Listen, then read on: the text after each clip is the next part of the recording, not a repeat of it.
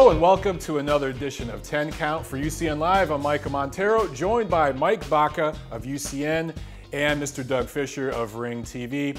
Guys, May 7th, it's going to be the first boxing match at the brand new T-Mobile Arena in Las Vegas. Canelo. Saul Canelo Alvarez is taking on Amir Khan. And this is at 155 pounds. When this thing was first announced, everybody was shocked. It kind of came out of left field, and a lot of fans reacted, like, this is going to be a mismatch. But as it's gotten closer and everyone's seen Khan kind of bulk up, Doug, people are starting to think this is going to be a pretty competitive fight, right? Well, quick disclaimer. I'm the editor of Ring TV, which is the official website of The Ring magazine, which is owned by Golden Boy Promotions, which is the promoter for this fight. So everything I tell you, just take it with a grain of salt. No, I had the same reaction as everybody else, which was really just surprise. There's no secrets in boxing, but this was a secret. It just came out of nowhere. And yeah, when my initial reaction was like, no, Khan is too small. Canelo hits too hard. As soon as he connects, it's going to be over. And then I thought a little bit more about it, and I thought about the things that kind of frustrate me about Canelo Alvarez, and that he's not your quintessential Mexican fighter who's applying pressure in his fights.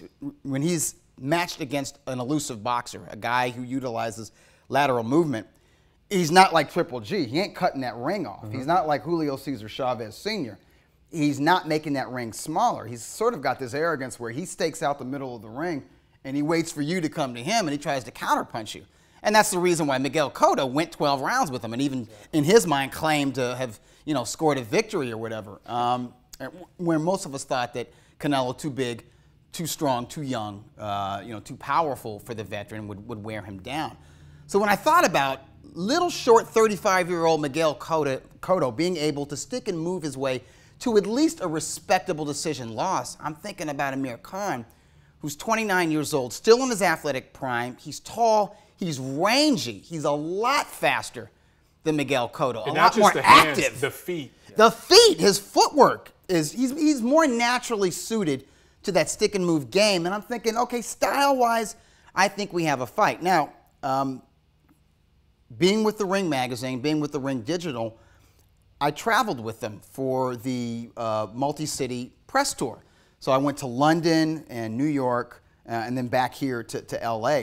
And while in London, I learned something about Amir Khan, and I didn't know this. He walks around at 168 pounds. It was David Hay who told me that he walks around at a solid 165, 168.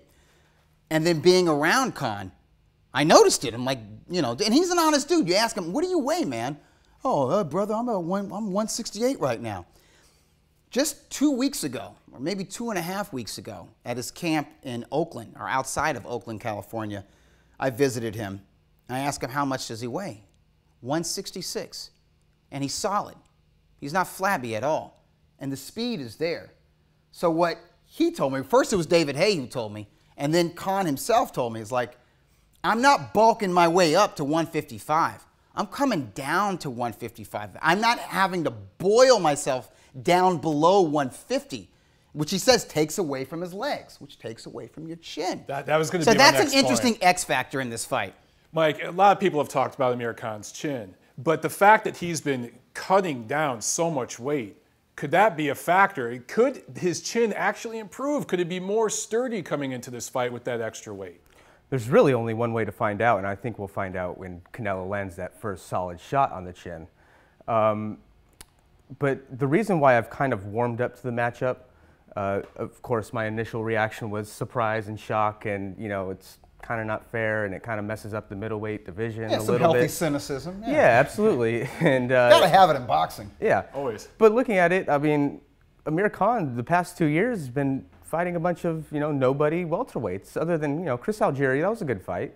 But I respect him for taking the challenge.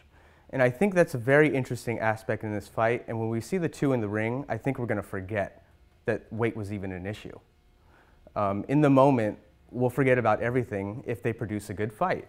And I think they can. The styles, it helps.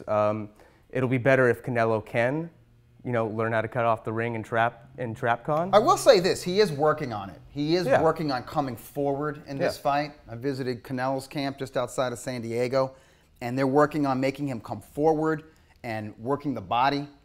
Counterpunching like he normally does, but not waiting, not standing and waiting for that counterpunch. Actually going at his opponent, moving his head, countering to the body, and then coming up to the head. That's what they're working on. We'll see if he can do it in the ring. Yeah. That's going to be a factor in this fight, is who gets off first. I was ringside a year or so ago when Canelo took on Erislandy Lara, who moves around the ring, and Canelo had problems cutting off the ring. The difference between Lara and Khan is Khan will actually stand in the pocket and throw punches.